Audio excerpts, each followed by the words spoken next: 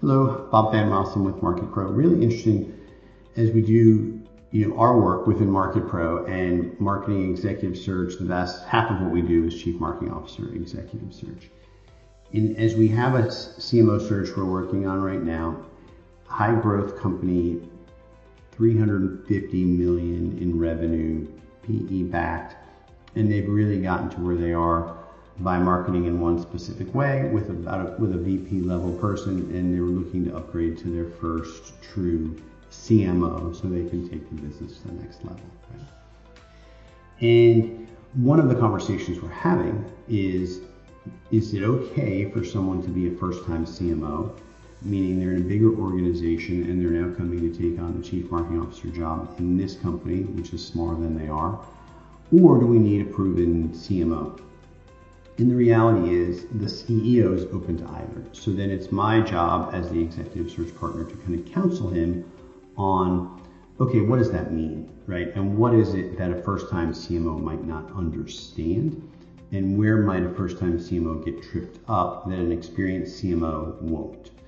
And one of the places we see that, because the marketing skills are there, right? And the leadership skills are there, because if they're coming from a larger organization, they likely manage as big a team or bigger than they will, even though they're not the CMO, right? So leadership skills are there. Coming from a larger organization, they're going to have very disciplined budget management, analytics. There's a lot of things from a discipline and rigor perspective that they'll bring to the table that are positive.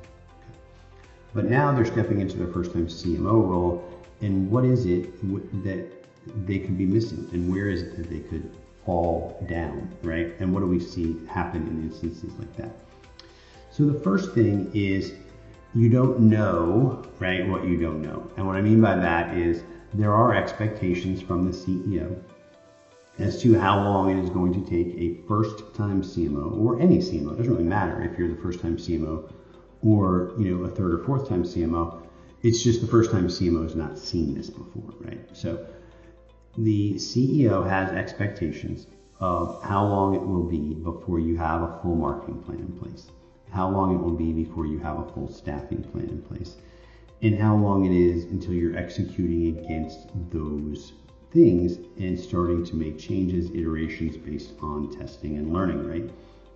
And that varies based on the size of the organization. So we'll just go through some examples. Let's say you're a first-time CMO and you're going into a small venture capital-backed SaaS business, right? So let's just say you're in the $15 million range, and this company is looking to grow significantly, and they bring you in as the new CMO, and you've not been a CMO before. How long do you have to put a full-blown staffing plan in place, and how long do you have to put your full marketing plan in place for the upcoming year? And the reality is, in that situation, you probably have about 60 days. And anything longer than that, and the CEO and the board and the VC firm is going to start to wonder, did we hire the right person?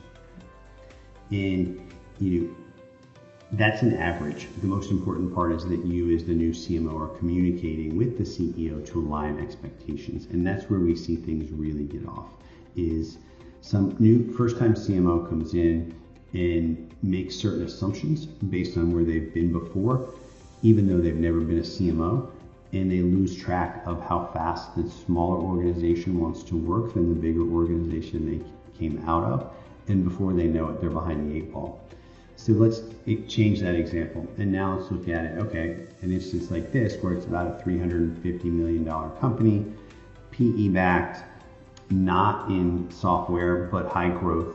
How long do you have to get a full-blown marketing plan in place, and how long and a staffing plan, right? And so those are kind of the first two things that really need to happen is, you come in, you assess the business, you understand where marketing is, you understand where marketing can improve, you understand where marketing is falling short. In a lot of cases, what you'll find is it's falling short in analytics, measurement, performance marketing. How are we driving return on advertising spend? And now in that environment, you've got 90 to 100 days, so a little bit longer, but not a very long period of time. Right?